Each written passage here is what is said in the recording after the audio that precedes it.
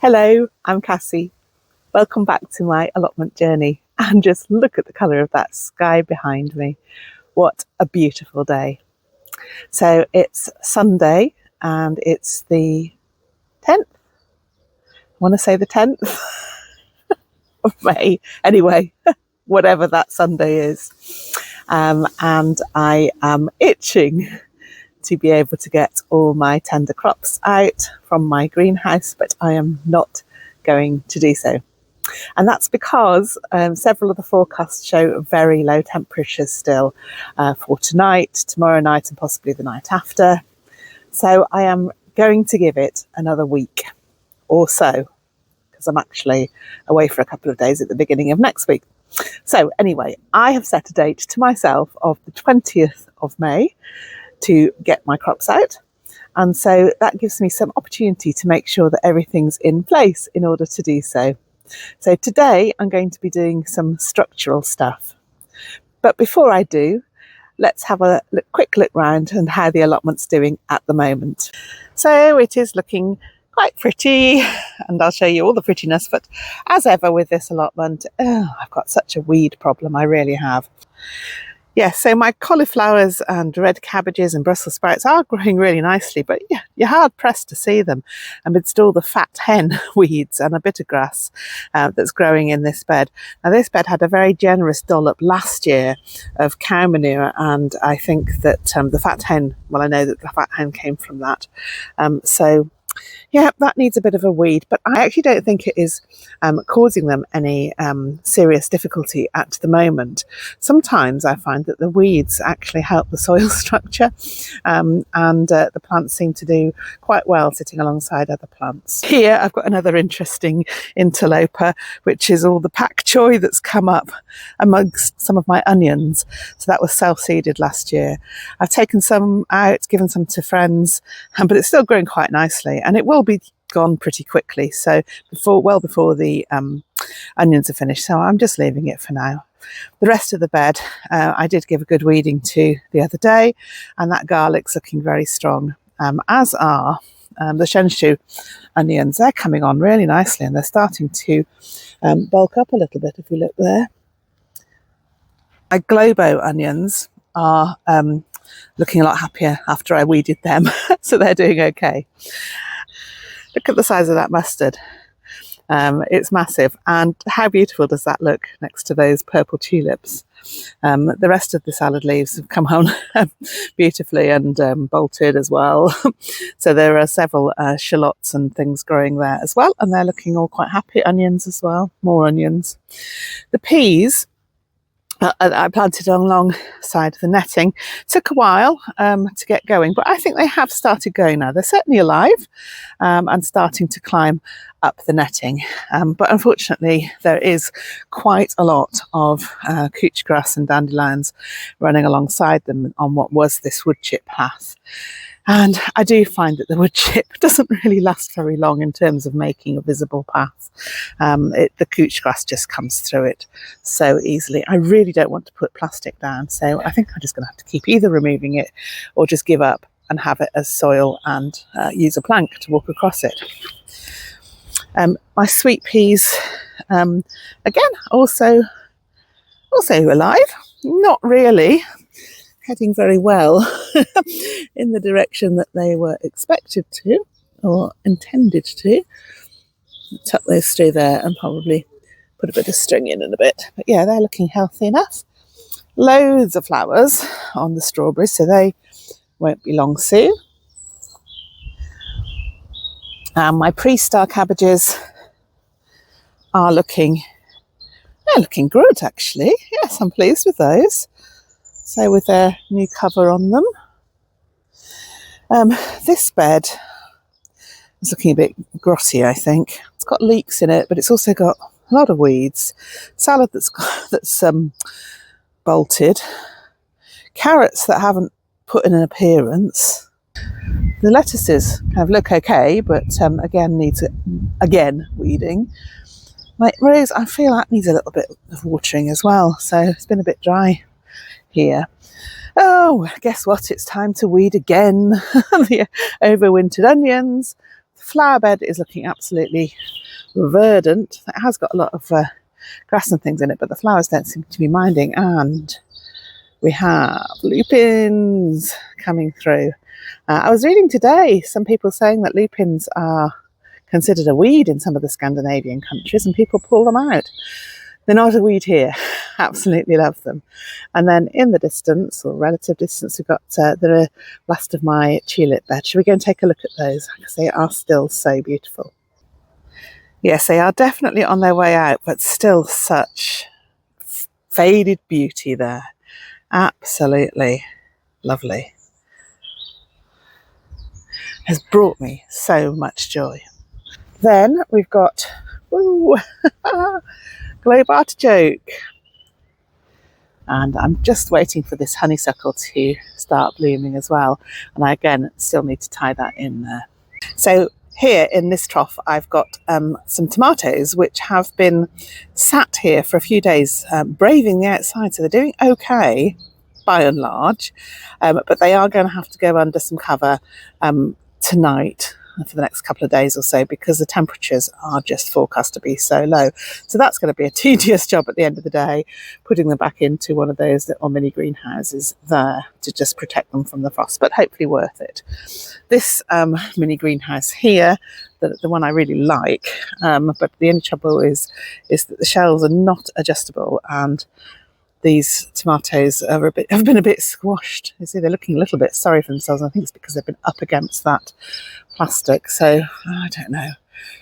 I might have to just think. I was going to bring a taller mini greenhouse here. I wonder if I could just structure some cover for that trough, put them all in that trough. Meanwhile, I've got a few stray plants there underneath, including a marrow that my allotment neighbour gave me. I don't think I particularly needed a marrow, but there we go. And a few other little plants there that are just coming up. My carrots look as if they need a water, but are doing pretty well. Oh dear. The celeriac and celery that I put out last week doesn't look terribly happy. Some of it looks alive. That's probably the best we can say for that. And then the beetroot and spinach over there looks like it's going mad. I think that's probably bolting rather than actually being at all productive. There, where I'm going to be putting some beans, I'm going to need to shift some of that manure, because I'm not going to plant the beans out directly into manure. I'll probably put that over onto the new bed that's at the end of the plot, next to the compost bins over there, to let that some of the goodness go into that, and put some just ordinary compost on top there to grow the beans up. So that's some of my preparations for next week. So after quite a bit of effort, I've extracted this plastic looped thing cover from that messy site over there behind my bench. I had to extract a trellis as well, which I keep meaning to use for beans and never quite thinking about how to fix it in. I don't think this is going to be high enough or easy enough to put into my trough over there, because it's long. I should go and give it a go, really. It's filthy as well. I just need to spray it down. But I'm now wondering whether to put the tomatoes in the little higher container thing. Just crowd them in. It's only going to be for a week. I'll show you what I mean. So here I've got this other mini greenhouse thing, into which I have planted ochre. I have to say, the ochre has not yet made an appearance. I don't know whether it will or not, but even if it does, I think I can put the tomatoes in there, crowd them in. It's quite high because obviously the level of the compost is there. I do have a cover for this, and the ochre can just put up with them for 10 days. I think that's probably my best bet. So let's see if I can extract the cover and get it on, get those tomatoes in. Okay, now that's looking promising. Excellent. So all the tall tomato plants are going to go into there just for a couple of days or so. No, just for about 10 days or so. And they can come out and the okra can have a second chance to grow. Yeah, happy with that. So while I was moving the tomatoes around, one of them, it had kind of broken before, but it finally snapped. So I've stuck it back into the pot with the stem. They can grow from the stem. I haven't got high hopes for it, but I'm not giving up on it just yet. But anyway, as I was doing that, I realised that actually the little plants were drier. Always drier than I thought they had. I thought I'd watered them loads. I really did. So I've given them all a really good water. And I think that's some of the reason why some of them are flagging a bit, is they just needed some more water. I've watered them all. Hopefully that will all sink in a bit. I've got loads in here now, tomato jungle. As I said, it's only for a couple of weeks, but at the most, in fact, probably less than that. And they've got plenty of space to grow tall there. I've put the less tall ones at the back of this one, so they've got space too. And then I've got several in here where they've got room to grow as well. There at the top, I've got some home-saved marigolds and a few various additional salad crops, neither of which are showing much intent to grow. And as I was watering them, a flipping dandelion clog exploded and went all over the marigold thing. So I'll probably end up with a load more dandelions, which is just what I don't need. I'd forgotten that left lying there. This, incidentally, is the next plot to me, which the council have just mown again. Nobody has grown on it for the last 3 years. Hey ho. So I'm just watering the potatoes, which look very healthy. They need I'm doing like a good drenching every week. Well, thereabouts. I'm not very good at keeping track. What I tend to do is like count to 20 when I'm watering them. But they just need to be really, really wet through, and then leave them for a week. I think that's had enough. So yeah, these ones here in the front are the first earlies I put in. And then moving towards the back, the small ladies at the back, because I did have them at the side and I wanted to kind of narrow a patch to create some more. Oh dear, that's overflowing. That bucket's a bit slopey. Sort that out in a minute. Yeah. So there we go. The potatoes will be nicely watered soon. And while we're talking about potatoes, I have to show you, I don't think I've already shown you, John and my potato palace, as I'm calling it. So this was a compost heap, and onto this compost heap I threw all my green potatoes last year in frustration, and now we have an absolutely glorious mishmash of visitor potatoes, which will be such fun to see what we get at the end of it. So we're not using it for compost this year. And I can't resist another adoring look at my massive broad beans. And look, we've already got some little beans on them. So yeah, in for a bumper crop this year. I think it's time to sit down and have a cup of tea. I've not even started the big jobs that I came to do here, but I've done some really important ones, like move my tomatoes, water my potatoes. What else have I done? Oh, not much. It feels like I've done a lot though. So I've just had an idea of what to do with my trellis. So this has been hanging about my allotment for, well, certainly since last year. I'm not sure if I got it the year before actually. And I keep meaning to do things and not having the kit to do it with. But on my plan, this little half of this bed here that is currently full of bolted celeriac really needs to come out, but I just kind of take things out when I absolutely have to rather than before, because if you've got vegetables growing there, even if they're overgrown, they're taking up the space that weeds would otherwise take up. So yeah, they're staying in until I need the space.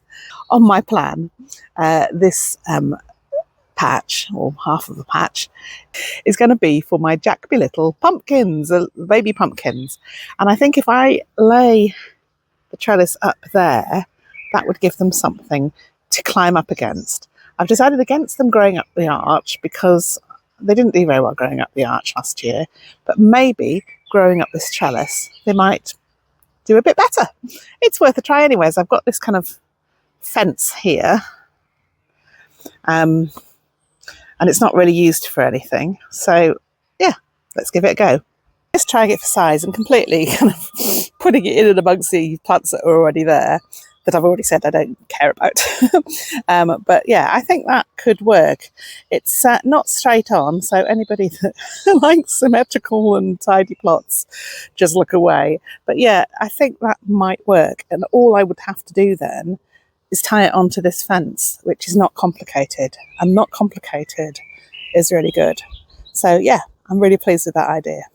So I've had my cup of tea now, and I'm going to head up to the top plot, which used to be the plastic plot, but isn't anymore. Let me show you. So here we are at the plastic plot. And as you can see, no plastic. Well, apart from the compost bins and the bucket. But yeah, I've cleared it. And I've been working on that over the last few weeks. A lot of the couch grass has been killed off, but you can't get rid of it altogether, and you can see already touches of green coming through. So I am just going to have to get used to the idea, I think I already have in fact, that this is a site that is covered in couch grass and that couch grass wants to grow. But we still get lovely crops from it, and I'm not going to be deterred. So what's going to be happening here? On this right hand side here, as I'm looking up at the top, about 3/5 of that, to be precise, is going to be my dahlia beds. So those are all the dahlias that are in my greenhouse at home. And then below that, I'm going to put in my sweet corn. And then the top left is going to be tomatoes. And then one at the top bed that currently at the moment has a pile of manure in it, that's going to be pumpkins and squashes, and whatever space I've got left over from the tomatoes is also going to be pumpkins and squashes there as well. This is my wildflower bed. I'm not quite sure what's growing in it because we've definitely got some clover, but no flowers really showing on it. And actually, I have to confess, I don't know what these great big things are, and it's covered in these. So are they just greenery, or are they going to produce some flowers? They're definitely left from last year because they're not anywhere else on the site, and they're not dock and they're not dandelion. So I'm just going to have to wait and see. And I have reseeded this with absolutely hundreds of seeds. So I don't know whether any of them will come up amidst all of this, but we shall wait and see. And then next to that, I've got a flower bed in which I have planted lots of flowers. But as you can see, up comes the couch grass, despite me having weeded it, and there'll be lots of dandelions there as well. It is just a constant battle. But that's going to be where I put some of my cultivated flowers. I've made it to the top of the plot. I'm sitting on my nice bench, acquired earlier in the year. And next to me, I have two intriguing looking bags. What could they be? So, green bag, white bag. And these are all part of the structural preparations for these beds. In the white bag, I've got some bean poles. So I'm going to try and make my bean pole structure in the bottom, one of the bottom beds. And I've already made some bean pole structures on my riverside plot. I need one here as well. So I'll give that a go. And then in the green bag, I've got a roll of sheep wire. Yeah, it sounds a bit mad, doesn't it? I've come with, if I come with, am I sitting on them? No, that's my key. Don't say I've dropped them. They got caught on the bench. Da-da-da! Wire cutters. My first own set of wire cutters. So I'm going to be trying to concoct some tubes of sheep wire for my tomatoes. They're not going to be doing anything. I'm just going to stack them up until planting out time.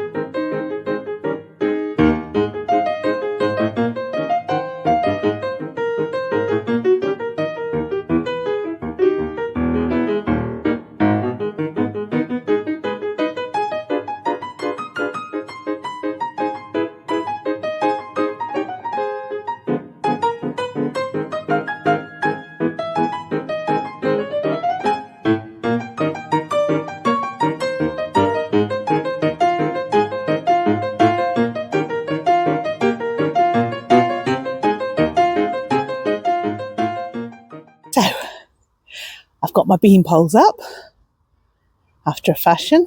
Looking at them now, they don't look brilliant, but they're up. And now it's time to try out my wire cutters. Slightly nervous. So yeah, I'm going to be making some tomato cages, really. Now, why do I want to imprison my tomatoes in cages, you may ask? Well, last year, I didn't really do anything to them. I mean, I planted them out, I grew them, and they were delicious and lots of them, plentiful. But they did kind of end up sprawling everywhere. And I think they probably ended up slightly smaller because they were sprawling, and I was unable to identify what was main stem and what was side shoots and so on. And this year, I want to have a little bit more control. So because I'm growing more different sorts of tomatoes, and I want to sort of be aware of what each of them is and how they're doing, but also I think I'm actually growing a lot more plants than I grew last year of the different sorts, because we ran out of tomato passata in about late October. And I made 30 odd jars. My family likes tomato sauce with pasta, what can I say? So yeah, I'm trying to be more organised and give them some structure. So I'm just going to give it a go and see how I get on. Here we go. Oh my God, it's heavy. I think this is going to have to be done on the floor, I think. I don't even know if I'm going to be able to keep this bag. Do I even want to keep this bag? Who knows? Anyway, I'm going to have to cut this knot, that's for sure.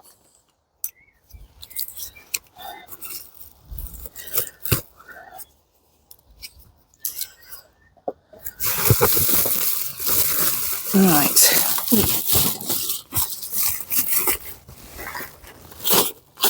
Oh my goodness. Kind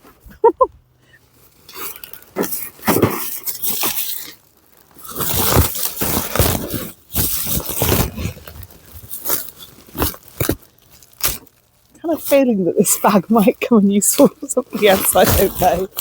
I'm saving it anyway. There we go. Right, you can go under there. Not blow away, thank you very much.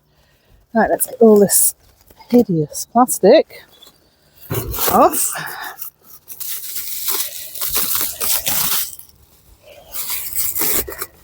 I don't know where to start. Let's have a look. Oh, look, there's a hook there. Wire cutters.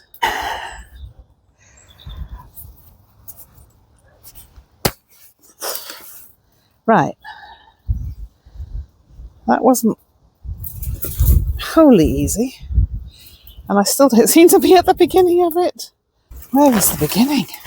Oh, this is quite difficult. Leave it with me for a minute and I'll see if I can get sorted and get back to you. So I think I just unroll it. And this is really going to take some time, so I am not going to film it all. But yeah, I unroll it. Oh, that's where I accidentally snipped a bit there. No matter, that doesn't matter at all. I get a suitable length. Does that look like tomato size? And if I use the cut bits to join it, yeah, I think that's about it. So I'm going to cut it.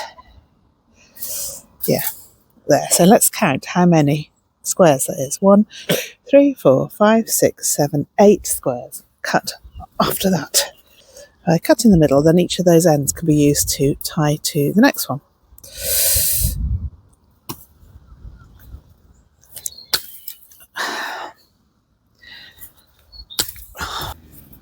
Okay.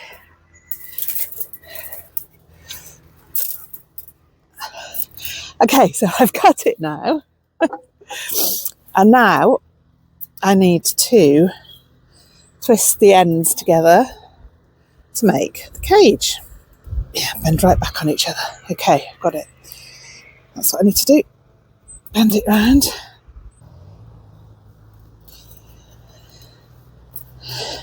Bend it round. And back on itself. Bend it round.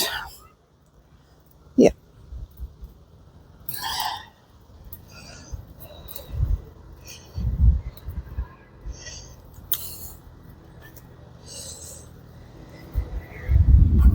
So trying to do it so that you can see as well.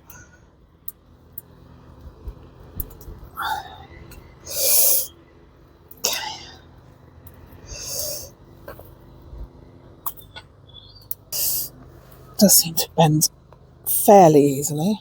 Right. A tomato cage. I'm really pleased with that. So what he says to do is to kind of fix it to the ground using a cane as well inside. So to put the cage onto the plant after you've planted it, so that you're not trying to plant it through the cage, if that makes sense. Yeah, I think it does. So yeah, there's my cage.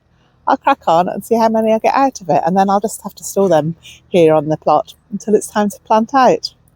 Quite pleased with that. So if you are doing this and you're cutting the wire into sections, cut it in the middle, and then when you join it together, I've now got the knack, fold one half that way from that side, the other half, that one's going down and under that way, and then you've got a decent join. Yeah, it's taken me a few goes to work that one out, but I just thought I'd share it with you. I'll just do it once more. So that one goes over there, it's cut there, and then that one goes over there and just goes along the line of the wire. Hope that's helpful. Well, that escalated a bit. My goodness, I've been doing this for ages. Oh, the allotment is covered in cages. So I think there's about 36, maybe 40 cages, and that's it with the wire now. So it's going to have to be enough. And actually this is helpful because it shows me how many plants I can realistically get here. They're all lying on the side at the moment, and obviously they'll be standing up, but I think 3 lines down the allotment will probably be enough to be able to get through, and for there to be space and stuff around the tomatoes. So yeah, that's been a very useful exercise. Can't wait to actually get some tomatoes in the ground and these on top of them. But that's to follow in another episode. And in the meantime, you may see in the distance there that I need to do a little bit of fixing already on my bean poles, because that top one needs fixing to the top there. That's probably me done for the day, other than to cover up my potatoes, because it's getting a little bit chilly here. I might go have a cup of tea, cover up my potatoes, and head home for the evening. Take care.